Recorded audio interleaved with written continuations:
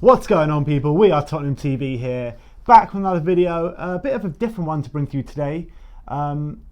Before I start, obviously Simeon's back in the studio for the first time in a long time. It's been a while. Good to have you back. We want to talk about Eric Dier. Obviously, there was an incident that happened last night at the stadium where... And we didn't get to see it. Well, if you look at our fan cams, we didn't address it too much because I hadn't really seen the incident where all the stories are still coming out, still very fresh. So we hadn't really addressed it properly. Yeah, there was a rumour that there was a kind of racial element to it, which was completely false. What happened is, at the final whistle, Eric Dier is seen to be just jumping over the hoardings and literally pelt it up, literally like 30, 40 rows, to kind of... There was some sort of altercation that happened. After the game, Jose Mourinho came out and stated that Eric Dier's brother got into a little spat or something, and Eric saw it and completely just pelted it and tried to save his brother, really, in effect. He tried to back up his brother. I think save is a bit of a dramatic word, but I think clearly he was worried for his brother's safety, and I think you could see from the footage, I think we'll show it here, but you could see Eric Dier literally climbing the seats, jumping, like climbing over them one by one to try and everyone's wondering where he's going, and you can actually see in the video there's a guy with an orange hood and he's like running away from Eric Dier. He was like, no, I'm sorry, like I shouldn't have said what I said. Like I don't know what he actually says, but nobody knows what was said. Yeah. But you can clearly see that this guy was worried about Eric Dier approaching him. Eric Dier obviously saw his brother having an altercation with this person, and he went into the stands to intervene. Very peculiar situation, one we haven't seen much of. Obviously, straight after the incident, Twitter was rife with rumours that Gedson Fernandes had been racially abused, and Dier went to back Gedson up and defend him. And it was all over the place saying that Eric Dier was defending racism. All of a sudden, he was like some race hero. Yeah. Everyone was like tweeting, "Oh, Eric Dier, what a hero! Eric Dier did this. Eric Dier did that." Everyone was saying, "I don't blame Eric Dier for doing what he did because he jumped in the stand and he was just defending racism and all this stuff."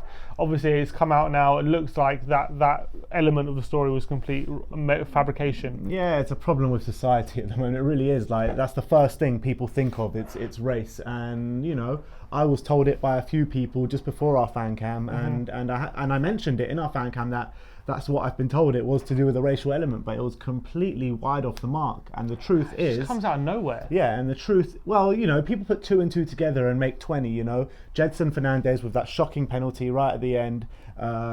People say because of that, people are racially abusing it. It's not 2 and 2 together. That's like 100 and fucking 1,020. That's what I'm saying. 2 and 2 together makes 20. That's what they're doing. But...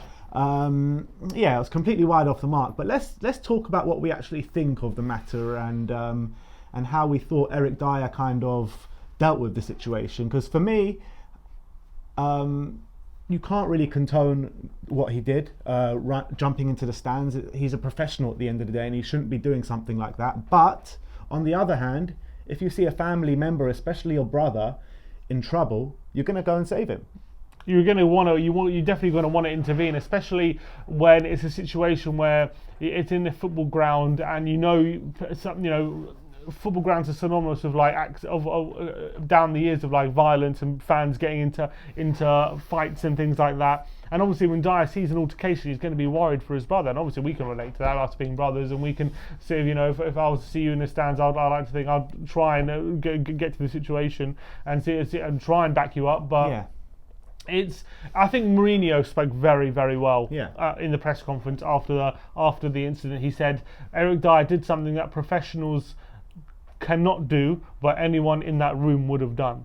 Correct. In that situation. It's completely spot on. And I completely hear that, and I completely see that situation. I think that's a very good way of putting the situation across. And another thing that he said was that he was asked if Eric Dier is going to be in trouble with the board of the club, and he said, "I don't know whether he will be in trouble with the board, but if he is in trouble, I won't agree with it," which I thought was quite nice from Jose. Backing him on with his players. He's yeah, on exactly. His side. And I think that's what Eric Dier needs. I think that obviously the situation, like Jose said, it's very unprofessional to do what he did, but I think anyone in that situation would have done the same. But I feel like, or should have done the same. I agree. I'm not sure if it's right if Spurs take action, but if the FA did take action and say banned him for a game or two, I don't think he can complain. I don't think he can say that, I'm defending my brother. I know it's an excuse that is valid in a societal way in terms of like anyone would have done it, but you can't just give players permission to go running into stands and start confronting fans. Of course, but like you always say, context is the key. No, context is the key, but I'm saying it's almost as if I'm saying the price of defending your brother is like a 2-match ban. You know what I mean? Yeah. It's like it's probably in his eyes worth it to get a match ban or a 2-match ban if he's going to be defending his brother. Or what perceived to be an altercation that could turn into a physical altercation. That's the price you got to pay, and if he pays that price, he probably has to accept that. And it'll be a shame to lose him, because I actually think he's actually been one of our better players in the last couple of games. Yeah, if he does get a ban. Yeah, I think since he's moved to centre back, I think he's looked much improved. Albeit against Wolves, he did make some calamitous errors. There's no bones about that. But I think his performance was much improved, and against Norwich, probably his best performance in a long time for us. And it's very interesting him coming out saying he prefers to be a centre back now rather than a defender, which is what I've been saying for a while. And I think it's clear to see he doesn't really have too much of a future in midfield. And if he's really going to develop his game better, I think his time midfield will help him be a ball playing centre back that he can be a decent one. I hope, but it's interesting that he's been put into that position the last few games. But yeah, the whole situation is a bit of a mess. Obviously, given the fact that it happened after we lost to penalties, with emotions running high between fans and players, maybe fans just shouting some stuff at the players after the game, that unsavoury things. Yeah. And so obviously accusations were going to be thrown that this was like a tensious moment between fans and players boiling over. There's a toxic atmosphere at Tottenham. So this played into that kind of narrative. But I think if you look deep, obviously, into the details of the story, it's just a player trying to defend his brother. Yeah, you can look at it whatever way you want, and whatever way fans or the media or people on Twitter want to spin things, but ultimately, things are not that bad at Tottenham, are they? So well, they're bad, but they're not as bad as with the fans abusing players, and players having to go up and defend them for that kind of elements. Like you said, all he's doing is backing up his brother. Yeah, but I'd like to see who that fan was and what he was saying, because why is he fighting with Eric Dier's brother? And I can understand Eric Dier's brother wants to defend his brother who's playing on the pitch, who probably loves very much, and he doesn't want to hear other fans abuse him, but it's a needless situation. Silliness. It's a needless situation. Just something I got out of hand, and Dier decided to get involved. It all got blown out of proportion.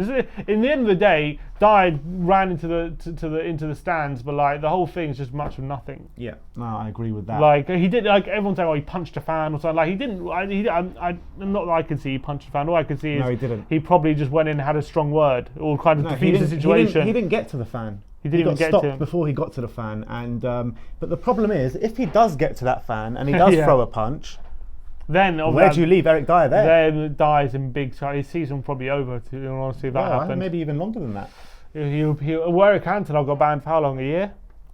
I don't know. I think it was a year. Yeah, well, I think in this day and age, probably the punishment's going to be even more harsh. Yeah, so luckily that it didn't get to that kind of situation. But yeah, I think that fan as well, you can see he was just a bit of a coward. He was willing to give all the abuse, but as soon as he saw a guy coming, he's running scared. He's shitting himself pretty much. Yeah, that's in all honesty. You don't want to mess with Eric, And also, Eric's a strong lad. He's the Chelsea players learned it the hard way as well once. Exactly.